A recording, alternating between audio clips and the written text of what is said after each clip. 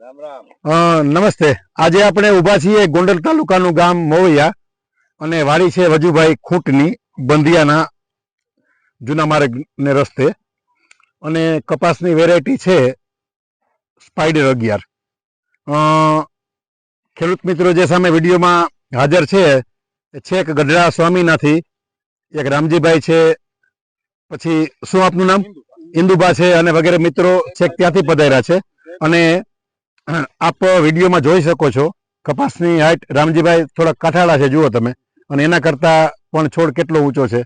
અને આપણે ગોંડલના મોટા વેપારી જો ગાયત્રી વાળા રમેશ અદ્દા છે, પછી જીંડવાની સિરીજો છેક ટોચનું જીંડવું આપ જુઓ તમે, રામજીભાઈ જે આપણે બતાવી રહ્યા છે।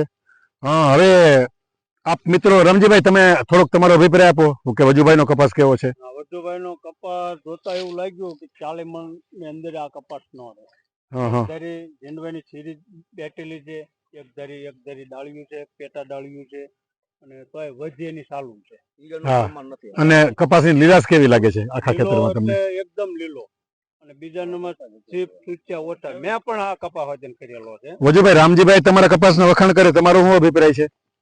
આ બધાએ જોઈ લીધો ગામે, બરોબર। રામજીભાઈ સામેના ગઢડાથી છે ધક્કો ખાધો હે એટલે એનું સ્વાગત કરું। રામ રામ રામજી।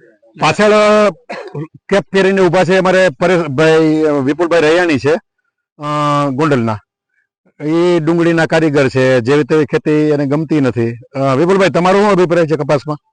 ગોંડલ ખાતા આપણે ઘેરો એકે જોયો નથી ગોંડલમાં। આ વર્ષે તો નથી જ ખરેખર, રખડતા હોય પણ આપણે આવો ઘેરો અને વરસાદ તો મોયામાં સિંહ હોય જેવો પડેલો છે।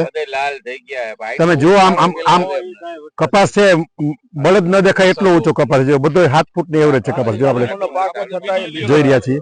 આપણે જુઓ અને વેરાયટી કઈ છે વજુભાઈ? સ્પાઈડર 11। કેટલા વર્ષથી વાવો છો? 3 વર્ષ થયા।